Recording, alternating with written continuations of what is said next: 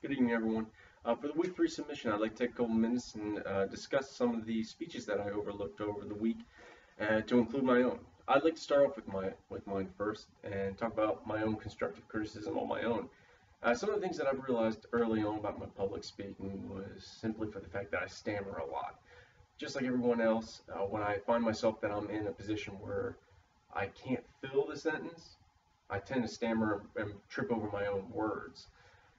Also, another thing that a lot of people do is create fillers and distractors, such as uhs, so's, anyways, and stuff like that.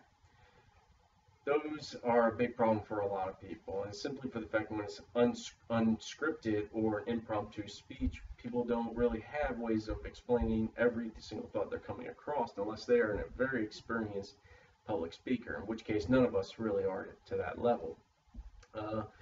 Some of the other speeches that I overlooked that I wanted to comment on was starting off with Justin Curtis's, which he called Hood Ride. Now, the title itself just drew me in. I didn't know what to expect, and I was kind of curious myself. Um, First off, it was a great story. There was good emotion all the way through. I really enjoyed the story. He had good transitions. They were a little rough, and the reason they were rough is simply for the fact that he had a lot of distractors of what I was talking about. And a lot of anyways. Now, the biggest distraction that I found with Justin's speech was some of his hand gestures. Now, even though his lower hand gestures that remained at the lower part of his body were good because they placed emphasis on the story, he had a lot of hand gestures that went to his face. Best piece of advice I can give you is to keep your hands away from your face when you're verbally communicating, simply for the fact that your audience is focusing on what you're saying and how you're saying it. And once your hand takes precedence over your verbal communication, it's kind of like a goldfish. They're going to go after the shiny object. Their attention is no longer on what you're saying as opposed to what you're doing. And I'm doing this just because if you look at it right now, everyone's following my hand instead of really paying attention to what I'm saying.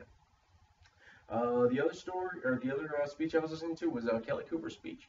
Now, fantastic story. I'm biased towards birthing stories because I'm a father myself, and I really enjoyed mine. And of course, I did my speech on my child being born, so of course I'm going to be drawn and attracted to that speech. Very good conservative hand gestures. Even though you were sitting down, I would recommend in the future stand up when you're giving a speech. It's like the hand gestures were right where they needed to be. Keep them low and without becoming all flamboyant, hands up in the air and anything else to take people's attention away from what you're saying. You had a little bit of stammering, but everyone does. There was also some distractors. There were a lot of so's. And it's like every time you transition, so, and there's nothing wrong with that. A lot of people do it. However, it pulls away from what you're saying.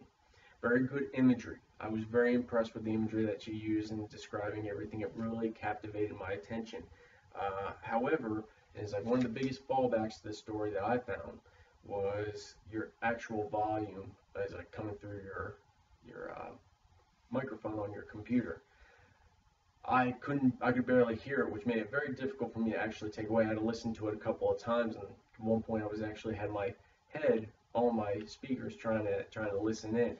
It's like, I appreciate that you tried doing it outside. It was a beautiful day out for it. However, pick your environment so your audience can take more away from it. Just best pieces of advice just for everyone: stay away from your distractors, keep away from flamboyant hand gestures, and just make sure you can try and avoid any stammering as much as possible. So far, I loved all the speeches, and those are the only two that I chose to write on. It's like, but everyone keep up the good work, and I look forward to hearing any criticism on my behalf. All right, thank you. Have a good night.